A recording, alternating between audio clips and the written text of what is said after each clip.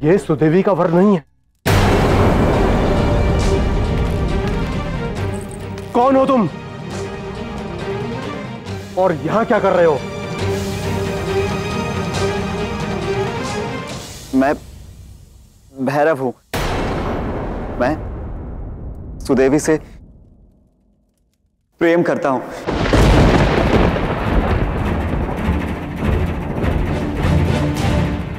प्रेम? और सुदेवी से विवाह करना चाहता हूं।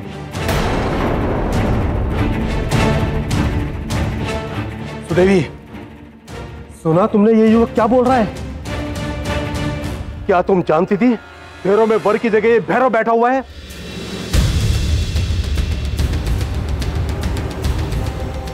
मैं तुमसे पूछ रहा हूं, क्या तुम जानती थी कि वर की जगह पर ये युवक बैठा हुआ है? नहीं पिताश्री, मुझे इस विषय में कोई जानकारी नहीं थी।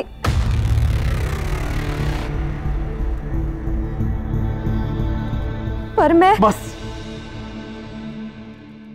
मुझे कुछ और नहीं सुनना है। तुमने मेरा मान भंग किया है। बरसाने का सम्मान छीना चाहा तूने, मैं तुझे नहीं छोड़ूंगा।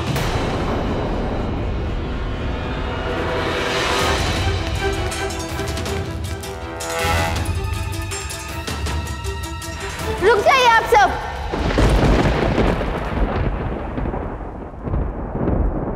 आप सबका क्रोधित होना उचित है,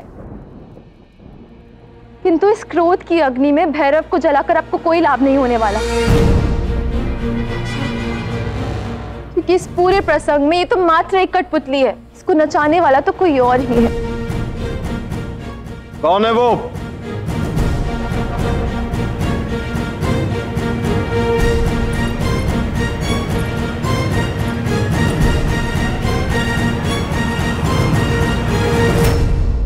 मौन क्यों खड़े हो कृष्ण? उत्तर दो।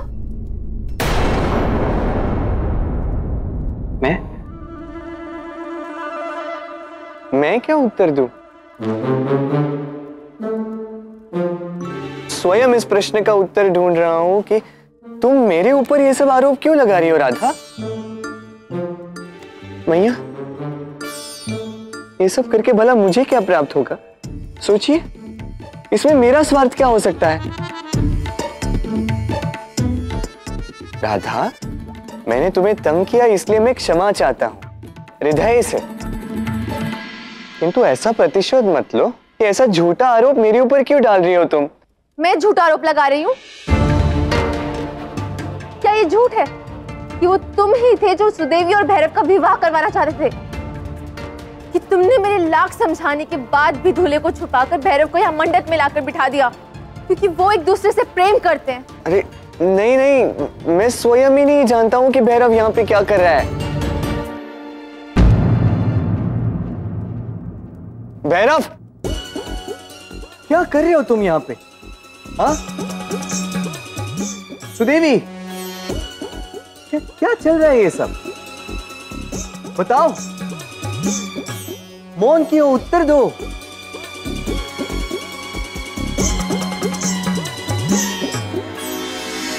जिस प्रकार सुदेवी को ज्ञात नहीं था कि भैरव यहाँ है, वैसे ही मैं भी इस सत्य से अवगत नहीं था।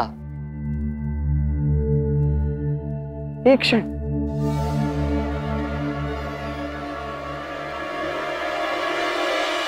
ये सहरा किसने उठाया? राधा ने। ये विवाह किसने रोका? राधा ने। इसका अर्थ तो ये हुआ कि इस सत्य के विषय में केवल राधा को ज्ञात था।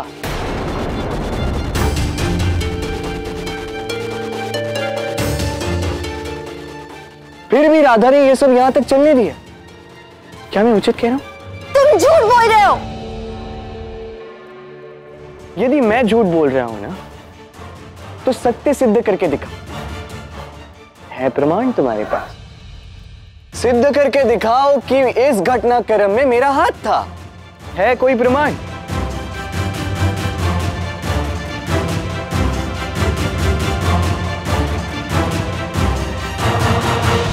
अब बस भी करो कृष्ण। तुम्हारे लिए ये सब खेल होगा, किंतु तुम्हारे इस खेल के कारण दो लोगों के जीवन पर, दो गांव वालों के संबंध पर प्रश्न चिन्ह लग गया है। इसका आभास भी है तुम्हें? अरे ये सब छोड़ो, कोई ये बताएगा कि मेरा पुत्र कहाँ है? मैं बताता हूं।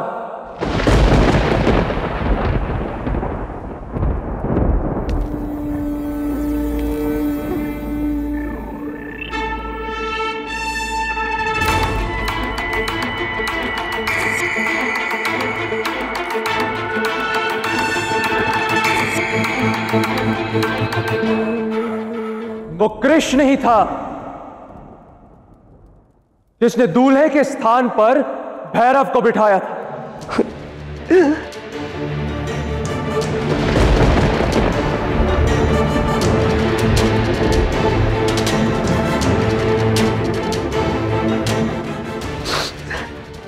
भैया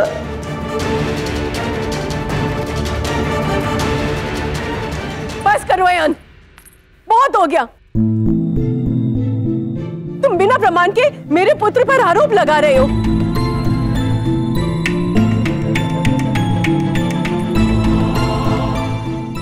मैंने अपने पुत्र को केवल शस्त्र विद्या ही नहीं, शास्त्र और न्याय नीति भी सिखाई। बिना प्रमाण का वो कुछ भी नहीं कहेगा। अर्थात मेरा पुत्र ऐसा कर सकता है? वो अकारण झूठ क्यों बोलेगा? अब सत्य कौन कह रहा है ये तो प्रमाण ही बताएगा ना। पूछ लेते हैं सुदेवी के वर से। आप सबको प्रमाण ही चाहिए ना,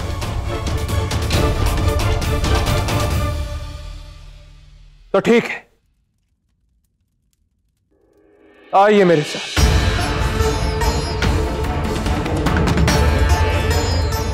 हम में से कुछ लोग जाकर देखते हैं, बाकी लोग यहीं रुको। चलो।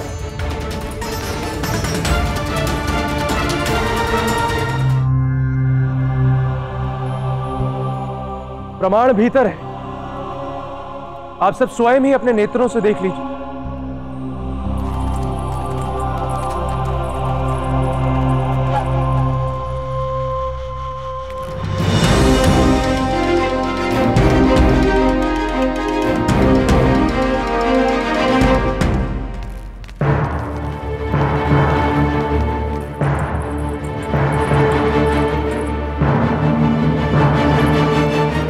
अयन, ये सब क्या है?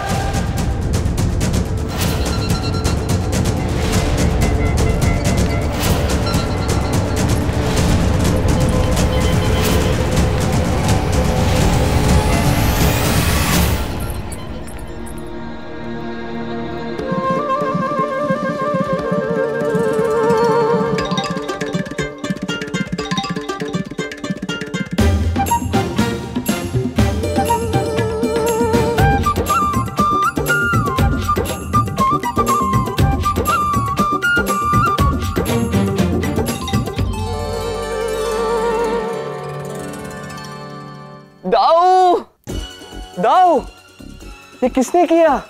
हाँ, क्या हो गया मेरी दाऊ को?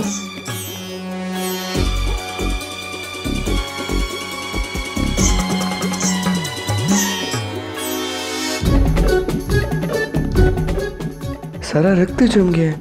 दाऊ, दाऊ, दाऊ आके खोलिए। दाऊ, दाऊ, दाऊ, आप ठीक हैं? कान्हा, हाँ, कान्हा मुझे बचा लो। कान्हा, हाँ, मुझे बचा लो। कान्हा मुझे बचा लो। कान्हा मुझे बचा लो। मुझे बचा लो। अधिक हो रहा है।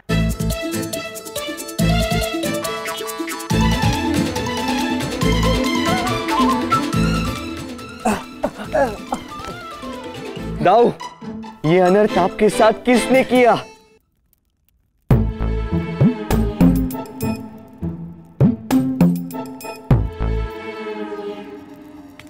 अयन ने।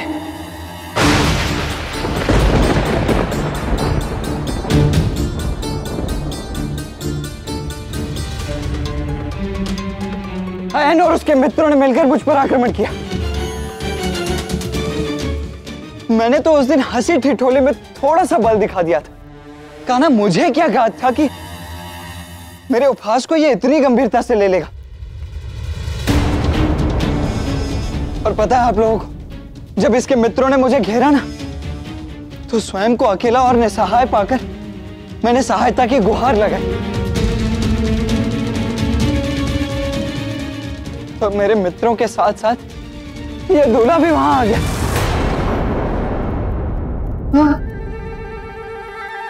आए थे ना भाई? हाँ, कहो तो।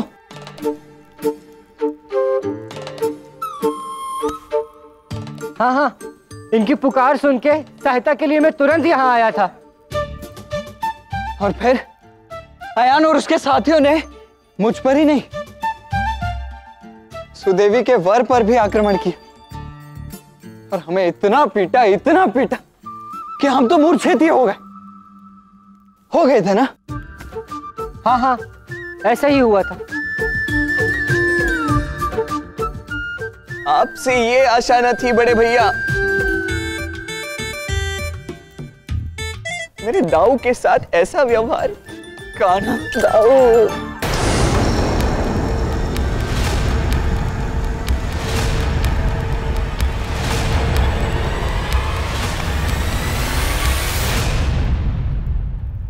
किंतु मैं ऐसा क्यों करूंगा? वही तो, मैं भी भैरव को वहां पे क्यों बिठाऊंगा? बताइए बड़े भैया।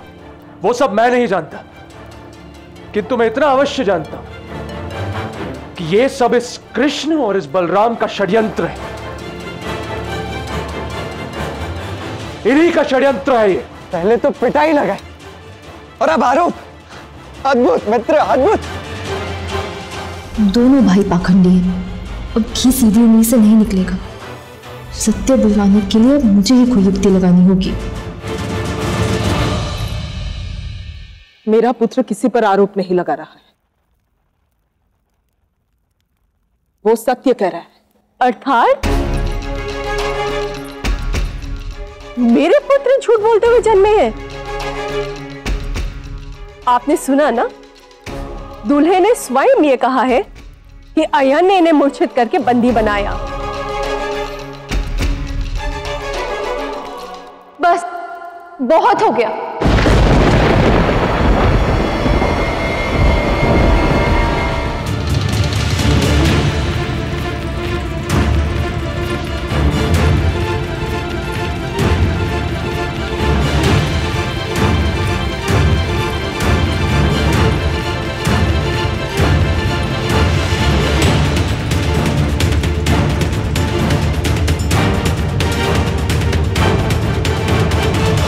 नारायण की सौगंध तो झूठी खा ली थी आपने, किंतु ये तो आपकी माँ है।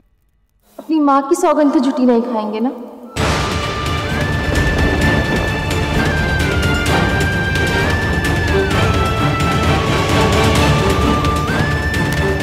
इनके सर पर हाथ रखकर सौगंध खाइए और कहिए कि सत्य क्या है।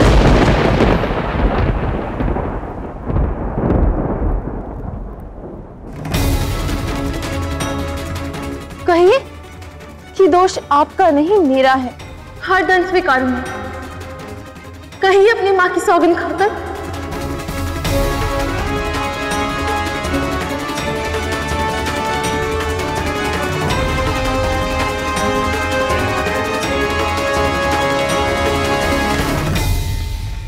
राधा सत्य कह रही, ये सब मैंने कृष्ण के कहने पर ही किया।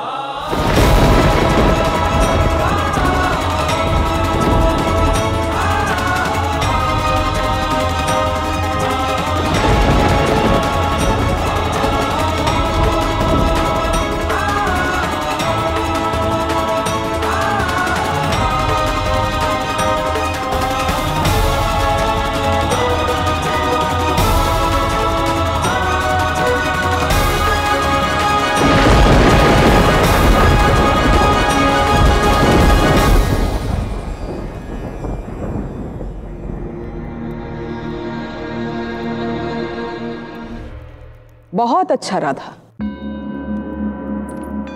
तुमने आज जो प्रमाण प्रस्तुत किया उसने बरसाने को न केवल अपयश से बचाया, बल्कि बरसाने के मान के शत्रुओं को हम सब के सामने लाकर खड़ा कर दिया।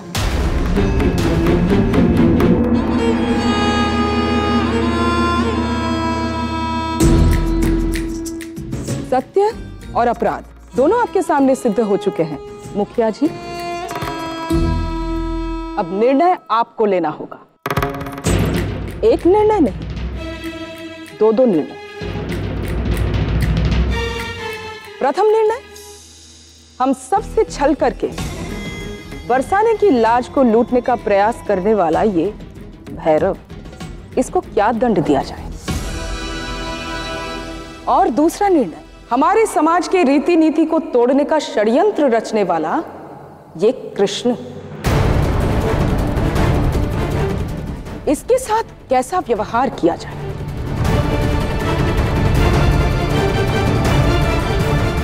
कभी सोच के देखा है आप लोगों ने, यदि आज इसकी योजना सफल हो जाती तो सदा के लिए एक नई प्रथा का प्रारंभ हो जाता। आज अगर भैरव का विवाह मंडप में हो गया होता तो कल कोई और किसी और दूल्हे का अपहरण करके उसके स्थान पर बैठ के विवाह कर लेता, और उसका परिणाम बरसाने की हर एक कन्या इस भय से जीती कि न जाने उसके पास उसके विवाह मंडप में दूल्हे के भेष में कौन बैठा है। इस कृष्ण को बरसाना छोड़कर जाना होगा।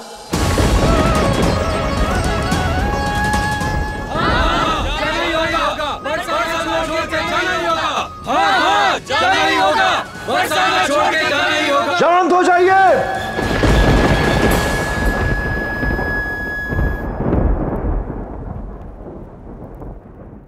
दोनों बातों को एक साथ जोड़ने से कोई लाभ नहीं। कृष्ण के अपराध का दंड निश्चित करना आवश्यक है। कृष्ण को बरसाना छोड़कर जाना अर्थात समस्त गोकुलवासियों को बाहर करना, ऐसा करना अनुचित है। यही उचित होगा मित्र।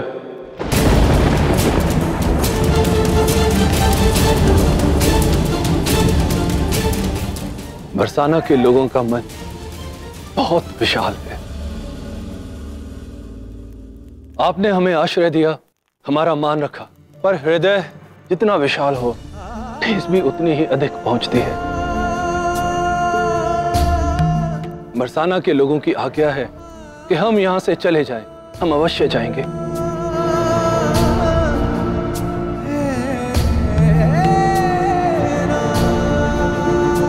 पुत्र पुण्य करे तो परिवार का मान बढ़ता है, और यदि पुत्र अपराध करे तो परिवार को उसका उत्तरदायित्व भी देना पड़ता है।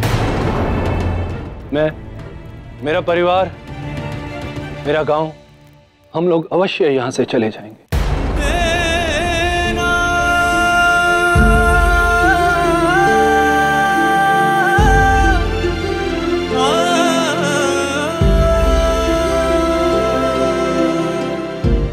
नहीं मित्र, हम गोकुल से यहां आए और बरसाना से जाने में हमें कोई संकोच नहीं, कोई दुख नहीं। पछतावा तो बस इस बात का है कि जिस पुत्र को कभी हारना नहीं सिखाया उसने आज हमें हरा दिया।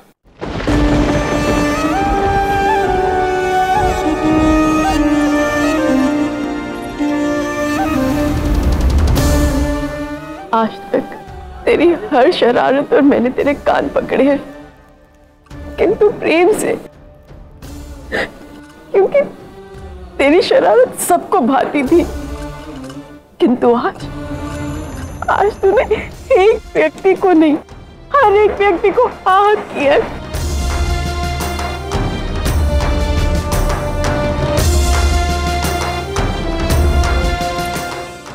इसके लिए क्या क्या दंड दूं तुझे, बता। आज तक तेरे कारण मिली हर निंदा, हर ताने को मैंने पलट कर जवाब दिया, किंतु आज मेरे कान्हा ने अपनी मैया के मुंह से सारे शब्द छीन लिए। शर्मिंदा कर दिया सबके सामने मुझे।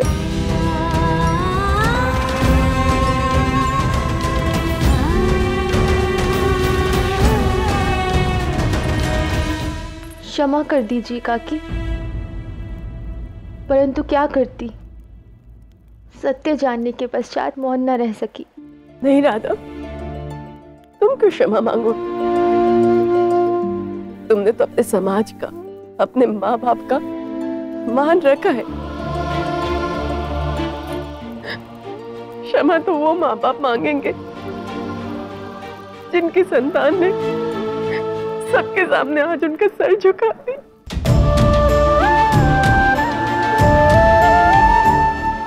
राधा ने सत्य बताकर एक अनर्थ होने से बचा लिया, पर मैं इस घटना का पूर्ण सत्य जानना चाहता हूं।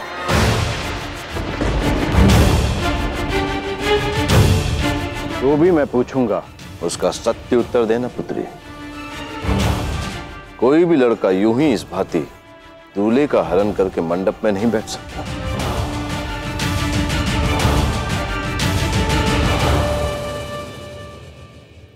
क्या तुम भी भैरव से प्रेम करती हो?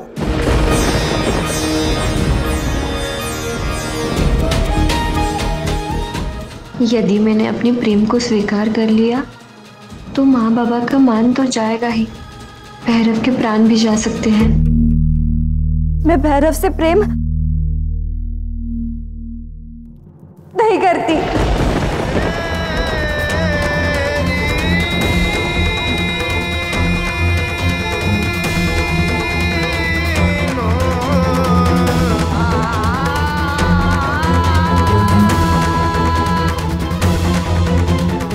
क्या तुम उस लड़के से विवाह करना चाहती हो जिससे तुम्हारे माता पिता विवाह करवाना चाहते हैं?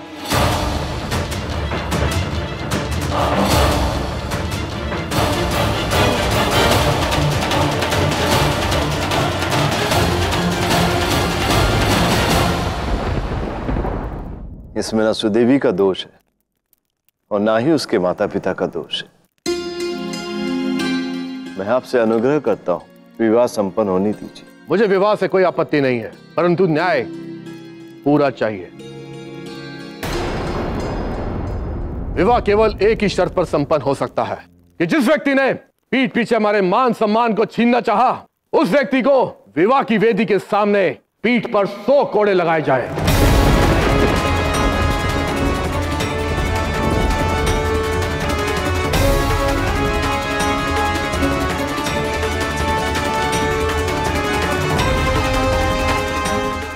आपकी मांग उचित है। इसे दंड देना आवश्यक है ताकि भविष्य में कोई भी बरसाना के मान सम्मान से खेलने का प्रयास न कर सके। भैरव को 100 कोड़े मारे जाए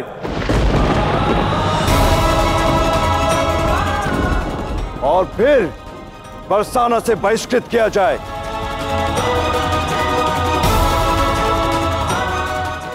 अयन,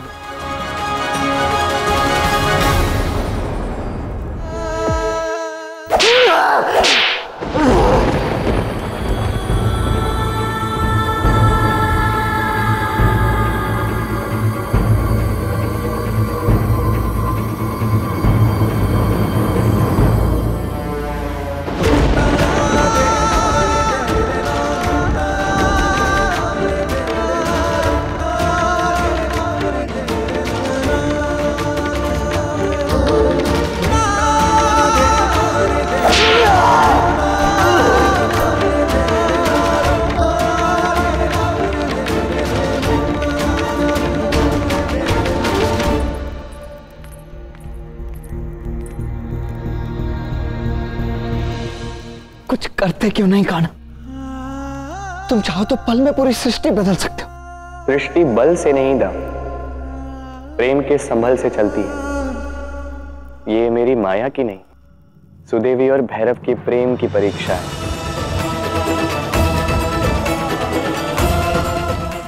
अब प्रेम की कसौटी पर परखे जाने की पीड़ा तो इन्हें सहनी होगी। प्रेम का दावा बहुत लोग करते हैं, किंतु प्रेम की शक्ति केवल उन्हें प्राप्त होती है जो बिना किसी भय के प्रेम निभाने का साहस रखते हैं।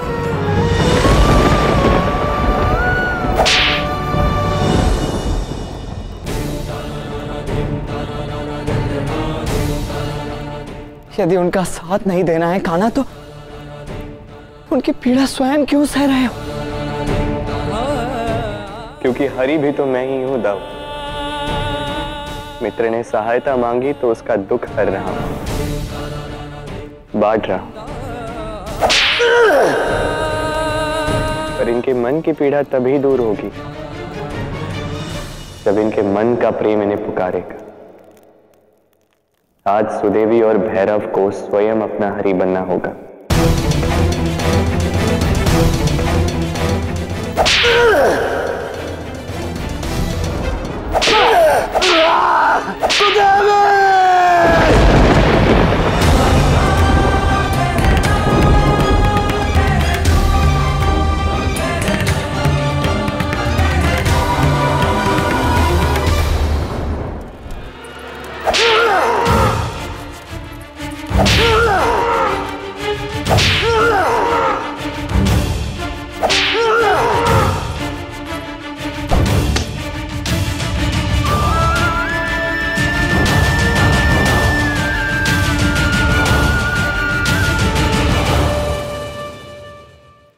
बस अब और नहीं आयन।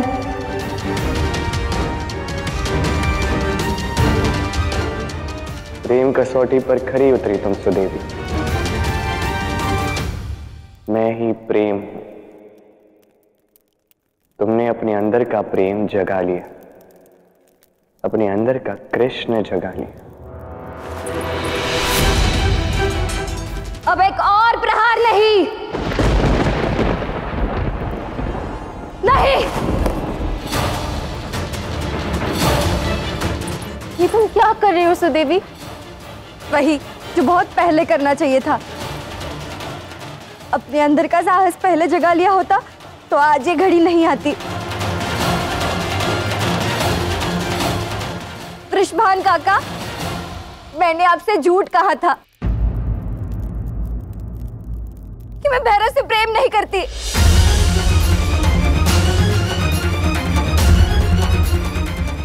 डर गई थी मैं। कुछ माँ बाबा के सम्मान का भय, भैरव के प्राण का भय। पर अब मैं समझ गई हूँ, प्रेम दो लोग करते हैं तो उसका मोल दोनों को ही साथ में चुकाना पड़ता है। और यदि प्रेम करना अपराध है तो उसका दंड केवल एक को दिया नहीं जा सकता। मैं और भैरव, हम एक दूसरे से प्रेम करते हैं।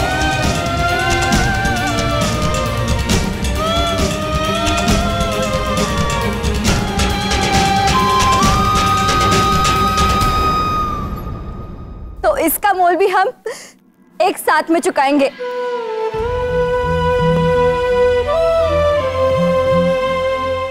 कृष्ण ने तो हमारी सहायता करनी चाहिए। कृष्ण ने हमसे कहा था कि अपने माँ बाबा के सामने जाकर अपने प्रेम को स्वीकार कर ले, पर वो राधा थी। उसने माँ बाबा के सम्मान को खो जाने का भय मेरे मन में जगाया।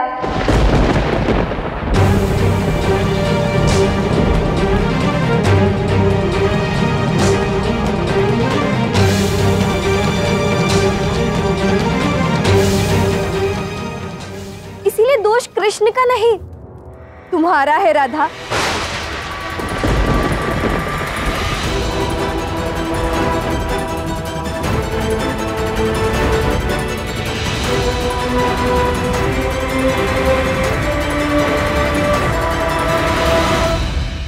राधा सब जानती थी। अब मुझे किसी बात का भय नहीं, ना अपने प्राण का और ना इस समाज का। और हम सबके सामने ये स्वीकार करते हैं कि हम एक दूसरे से प्रेम करते हैं।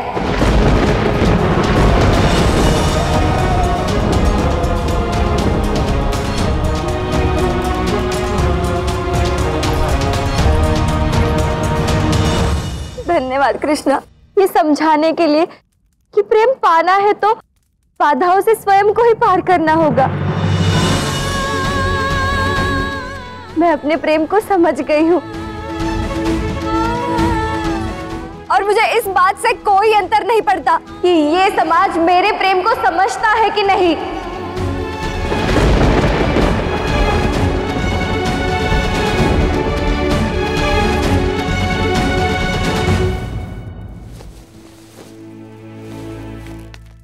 कुलक्षणी, तूने मेरे कुल का नाम भ्रष्ट किया है। मैं तुझे जीवित नहीं छोड़ूंगा। अब क्या करोगे खाना? प्रेम ने अपना साहस दिखा दिया है दाऊ। अब परमेश्वर को सहायता के लिए जाना होगा।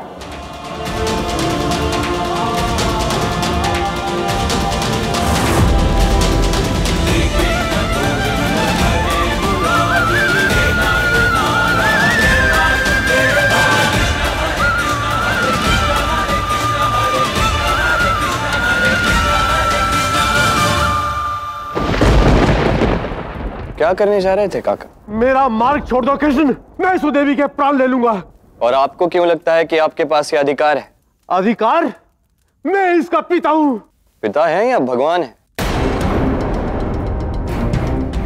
पिता का अधिकार है संतान को जन्म देना, किंतु उसके श्वास कब तक चलेंगे ये भगवान का अधिकार क्षेत्र है।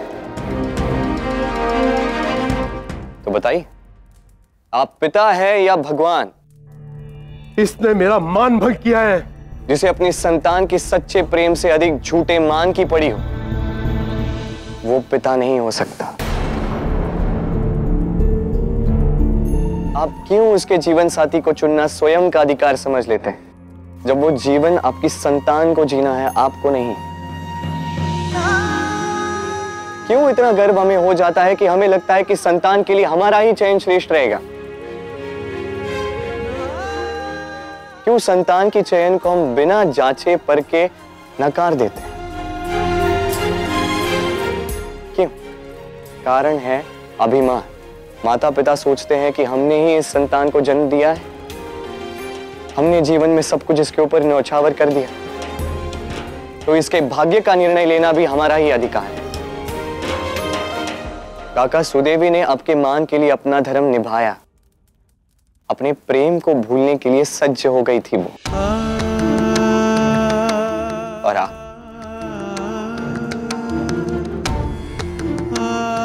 आप तो उसके प्राण लेने के लिए सज्ज हो गए। यदि आप उसके पिता हैं, तो उसे उसकी प्रसन्नता दे दीजिए।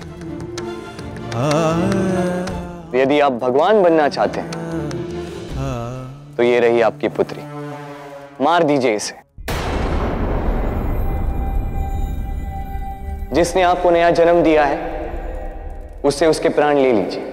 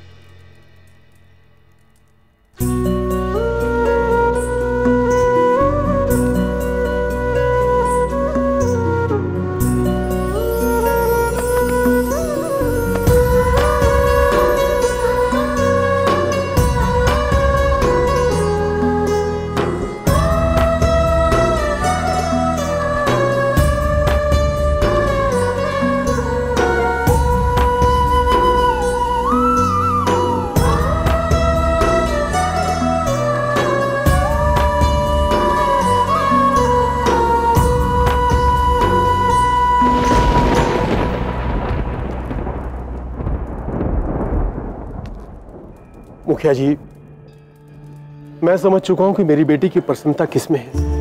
यदि मैंने इसका विवाह भैरव के अतिरिक्त किसी और से करवा दिया, तो ये जीवन भर दुखी रहेगी और इसे दुखी देखकर हम दुखी रहेंगे। मुखिया जी, यदि अनुमति हो तो मैं अपनी बेटी का विवाह भैरव के साथ करवाना चाहता हूँ।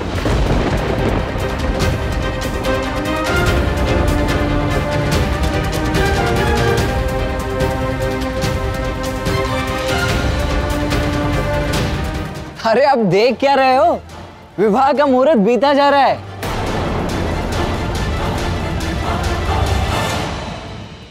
विवाह की रीतियां अब आरंभ की जाएं।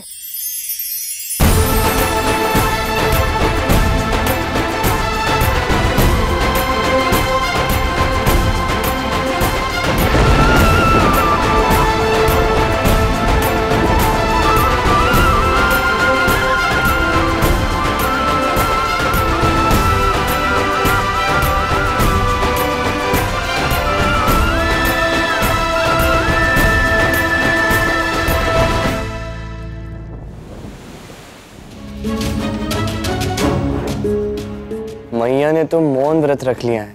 अब क्या आप भी हमसे रुष्ट हैं? तुझे ज्ञात भी है कान्हा, आज तूने जो कुछ किया है उससे तेरे बाबा अत्यंत आहत हुए हैं। तूने और बल ने कितनी पीड़ा पहुंचाई आज उन्हें।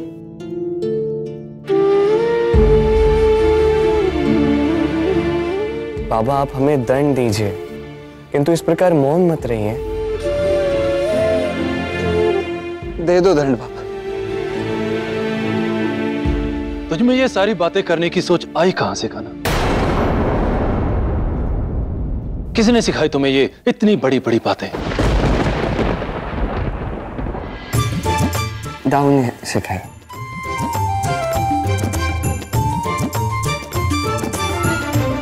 वो हाँ बाबा, वो तो ऐसे ही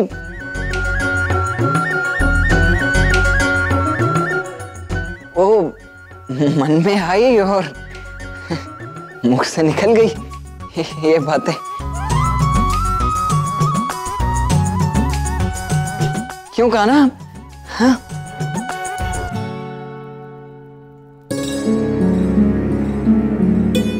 बाबा, दाऊ तो फिर भी छोटे हैं। आप बताइए, ये जो भी हुआ है क्या आपकी दृष्टि में अनुचित है? 100% अनुचित है।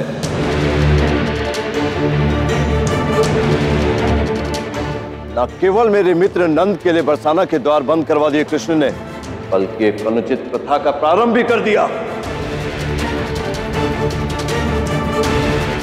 कैसी प्रथा बाबा? प्रथा मनुष्य के लिए बनी है, मनुष्य प्रथा के लिए तो नहीं। अब अपने जीवन के महत्वपूर्ण निर्णय लेने का अधिकार व्यक्ति को होना चाहिए ना बाबा।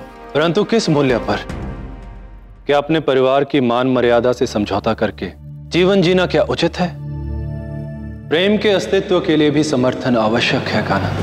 बाबा, यह भी संभव है कि उनका प्रेम उनके जीवन को जलाने वाली आंच नहीं, उन्हें शक्ति देने वाली गांठ बन जाए। जब प्रेम में स्वार्थ की गांठ पड़ी हो तो वो शक्ति नहीं, दुर्बलता बन जाती है। अपने 2 दिनों के प्रेम के स्वार्थ के लिए सुदेवी ने अपने माता पिता के परसों के प्रेम को बिसरा दिया। किंतु आर्य, ये विवाह सुदेवी की माता पिता की आज्ञा से ही तो हुआ है। आप क्यों इतना चिंतित होते हैं? क्योंकि मेरी भी एक पुत्री है और उसकी आयु सुदेवी जितनी है। तो चिंगारी कृष्ण ने लगाई है, उसकी आंच एक दिन मेरे घर तक भी पहुंच सकती है। या मानो पहुंच गई।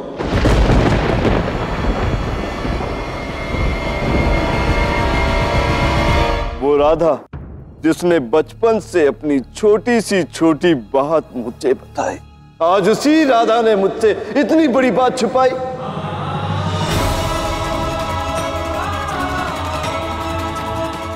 तो राधा संसार को मेरी दृष्टि से देखती आई, आज उसने अपना भिन्न दृष्टिकोण बना लिया।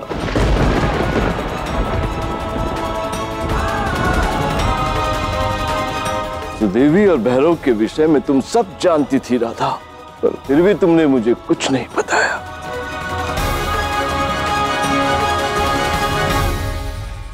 आज सुदेवी की बात छुपाई, कल न जाने। नहीं राधा के बाबा, मेरी बेटी ऐसा कभी नहीं करेगी। आर्य, मैं कान्हा का पक्ष नहीं ले रही, किंतु कान्हा ने किसी के जीवन में प्रेम और प्रसन्नता भर दी है। क्या ये कान्हा की भूल है? और फिर अंत भला तो सब भला। अंत में सुदेवी का विवाह उसके माता पिता की आज्ञा से ही हुआ ना।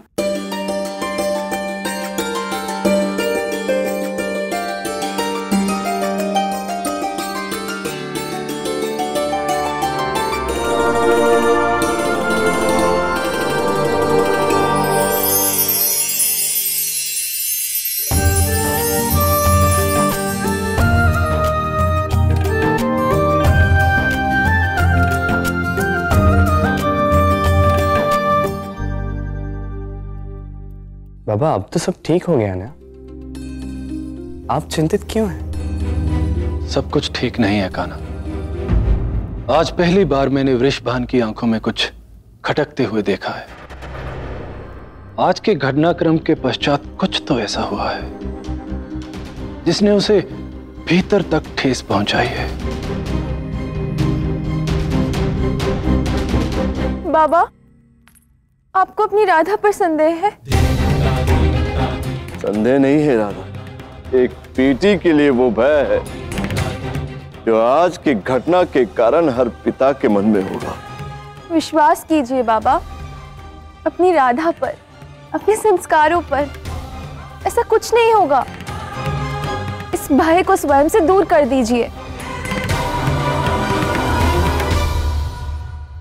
है तुम्हारे कारण आया है राधा, और अब तुम ही इसे दूर कर सकती।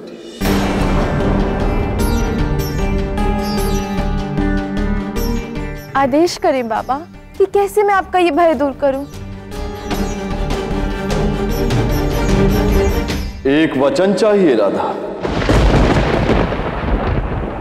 वचन दो कि मेरी बेटी कभी मुझे ऐसा दिन नहीं दिखाएगी कि वही विवाह करेगी जहां मैं चाहूं।